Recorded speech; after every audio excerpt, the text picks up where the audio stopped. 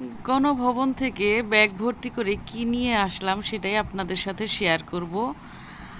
আর সবাই যখন নিচ্ছে ভাবলাম আমিও কিছু নিয়ে যাই। এই যে ব্যাগের মধ্যে দেখতে পাচ্ছেন ছোট্ট একটা পানির বোতল, আর হচ্ছে এই যে সাজগোজের জিনিসপত্র দেখতে পাচ্ছেন, সমস্ত কিছু এখানে আছে।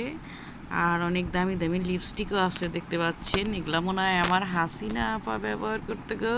হাসিনা আপার ব্যবহার লিপস্টিক পাইলাম, আমি কত ভাগ্যবান। দেখেন কি সুন্দর কালার, ঠিক এই কালারের লিপস্টিক ব্যবহার করতো, তাই না হাসিনা আপা? তো এই যে দেখুন আরেকটা কি সুন্দর লিপস্টিকের কালার, দেখলেই ভালো লাগে। যাই হোক, এত সব জিনিস আপনারা ভাবতেছেন যে আমি হয়তো গণভবন থেকে আনছি, আসলে তা না। এগুলা সব আমার হাজব্যান্ড আমাকে নিজের টাকা দিয়ে কিনা দিছে। এই যে 20 টাকার নোটগুলো দেখতে পাচ্ছেন, এগুলোও আমার জামাই আমারে দিছে। ভালো থাকবেন।